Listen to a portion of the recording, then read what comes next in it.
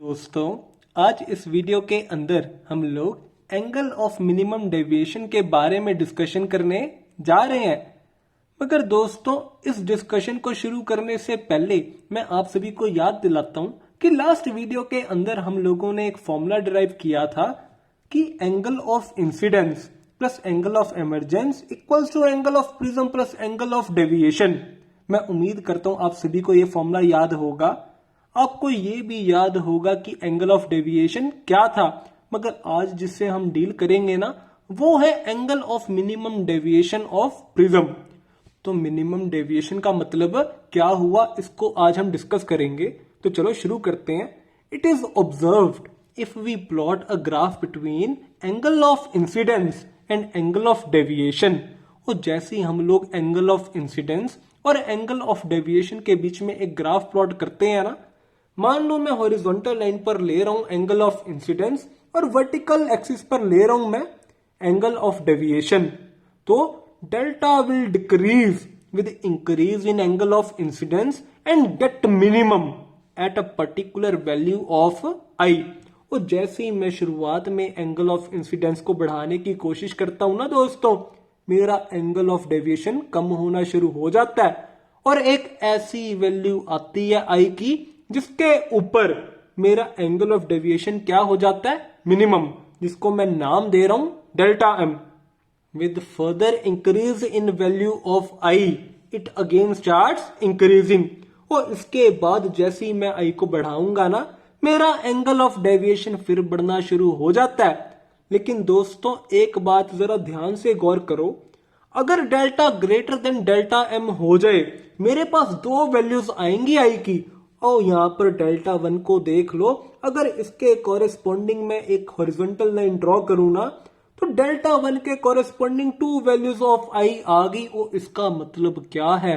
वो इसका मतलब ये है कि अगर मेरा angle of incidence I one होगा ना, तो एंगल ऑफ इमरजेंस की वैल्यू ना आई टू होगी। और इसको याद रखना कि अगर मेरा angle of incidence I one हो जाए तो मेरा एंगल ऑफ इमरजेंस कितना होगा, आई टू। और इसी तरह आप करते जाना।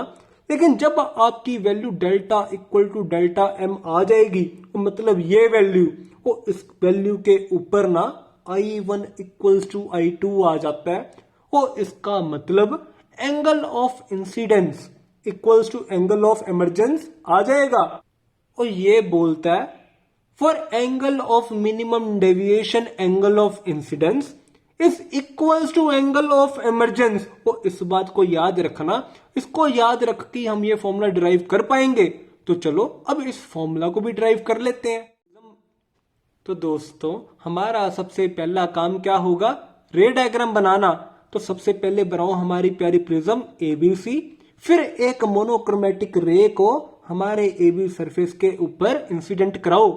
ओ, मैंने मोनोक्रोमेटिक रे बोला है, जिसका मतलब होता है एक ऐसी रे ऑफ लाइट जो एक पर्टिकुलर फ्रिक्वेंसी की हो या एक पर्टिकुलर वेवलेंथ की हो।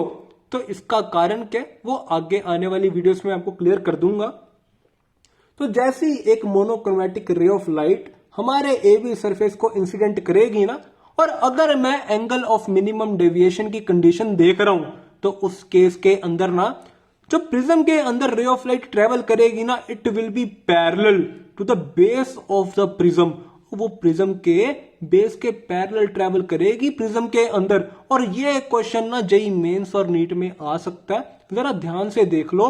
अगर मेरा एंगल ऑफ मिनिमम डेविएशन आ जाए ना, तो उस केस के अंदर और मेरी प्रिज्म के अंदर जो रे ऑफ लाइट ट्रेवल करेगी, that will be parallel to the base of the prism. और ऑल्सो अगर मैं डेल्टा एम की बात कर रहा हूं, तो मेरा angle i equals to angle e होगा, ये पक्की बात है। तो हमें पता है that e plus i equals to A plus delta, क्योंकि अब मैं मिनिमम डेविएशन की बात कर रहा हूं, तो यहां पे मैंने डेल्टा एम लगा दिया। और ई इक्वल टू आई था, तो मेरा आई कितना आ जाएगा, A plus delta m by two. Excellent दोस्तों, अब आपको एक बहुत इंपॉर्टेंट बात समझाता हूं। अगर angle of incidence equal to angle of emergence आ रहा है ना, तो पक्की बात है R1 इक्वल टू R2 भी आना चाहिए। क्यों? वैसे तो इसका प्रिंसिपल ऑफ रिवर्सिबिलिटी कारण है, नहीं तो एक आसान भाषा में समझाने की कोशिश करता हूं। मान लीजिए इस सरफेस के दूसरी ओर राइट हैंड साइड एक मीडियम है जिसका एब्सोल्यूट रिफ्रैक्टिव इंडेक्स में मान रहा हूं म्यू, तो अगर यहाँ पे ray of light angle of incidence i से मीट करेगी ना इस सरफेस को, तो मान लो एंगल ऑफ रिफ्रैक्शन आर। तो अगर इस पॉइंट के ऊपर मैं स्नेल्स लॉ लगा दूं तो क्या लिखूंगा, 1 into sine i equals to mu into sine r. मगर दोस्तों अब अगर मैं रे ऑफ लाइट को from denser medium to rare medium चलाऊं और एंगल ऑफ इंसिडेंस ले लूं आर, वो आर कोई एंगल ऑफ इंसिडेंस ले लूं ना जैसे मैंने यहां पे लिया है, तो अब की बार ना ये एंगल ऑफ रिफ्रैक्शन कितना होगा, मैं मान लेता हूं पहले R2 होगा जिसकी वैल्यू मेरे को फाइंड करनी है।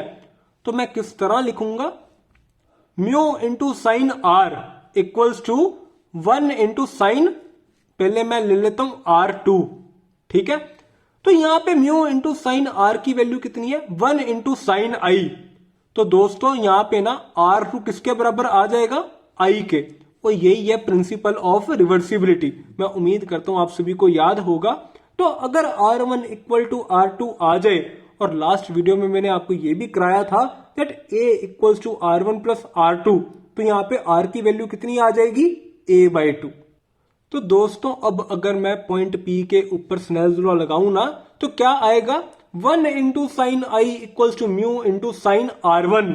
ओ भाई आई की वैल्यू डालो यहां से A plus delta M/2, R की वैल्यू डालो A/2, तो क्या आ जाएगा म्यू मेरे पास, उल्टा पुल्टा करके देखना, म्यू आएगा sine A plus delta M/2 divide by sine A/2। मैं उम्मीद करता हूं दोस्तों आप सभी को ये वीडियो समझ आ गई होगी। अगर इस वीडियो के अंदर आपको कोई भी डाउट हो तो प्लीज नीचे दिए कमेंट सेक्शन में जरूर मेंशन कीजिए, और अगर आपको ये वीडियो अच्छी लगी हो तो प्लीज इसे शेयर कीजिए। Thank you.